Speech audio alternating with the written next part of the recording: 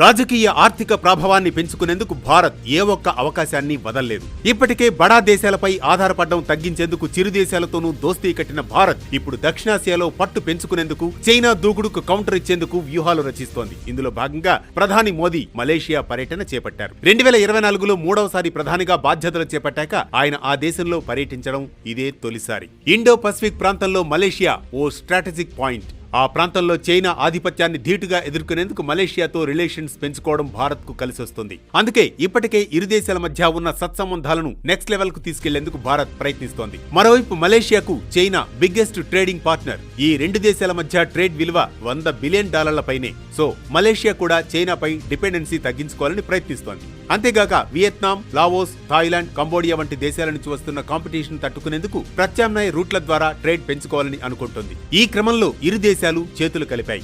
Semi conductors, AI, renewable energy, fintech, 5G, aerospace వంటి రంగాల్లో అవకాశాలను పెంచుకునేందుకు మలేషియా ప్రయత్నిస్తోంది. తన మార్కెట్ ను విస్తరించుకునేందుకు ప్రయత్నిస్తున్న భారత్ కు ఇదో మంచి ప్లాట్ఫామ్ గా కనిపించింది. అలాగే మలేషియాలోనూ క్రూషియల్ పాయింట్ అయిన స్టేట్ ఆఫ్ మలక్కాపై కూడా భారత్ మరింత పట్టు పెంచుకోవాలని ప్రయత్నిస్తోంది. Indonesia, Malaysia and Singapore manage చేసే ఈ స్టేట్ ఆఫ్ మలక్కాపై భారత్ పట్టు పెరిగితే ఈ ప్రాంతంలో మరింత ఇన్ఫ్లుయెన్స్ పెరుగుతుంది. అలాగే చైనా డామినేషన్ ఎదుర్కొనేందుకు మరో అస్త్రం తోడైనట్లు ఉంటుంది. ఇప్పటికే డిఫెన్స్ లో ఇరు దేశాల మధ్య మంచి సంబంధాలున్నాయి. ఆ దేశంలో పెద్ద ఎత్తున భారత సంతతి ప్రజలు ఉండడం ఓ ప్లస్. దాదాపు 30 లక్షల మంది భారత సంతతి ప్రజలు అక్కడ ఉన్నారు. భారతీయ సంస్కృతి, సంప్రదాయాలకు, నాగరికతతో ఆ దేశానికి కొన్ని శతాబ్దాలుగా బంధం ముడిపడి ఉంది.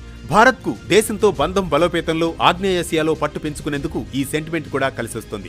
ఈ నేపథ్యంలోనే ఈసారి ప్రధాని మోదీ పర్యటనలో రెండు దేశాల మధ్య కొన్ని అగ్రిమెంట్స్ జరిగాయి.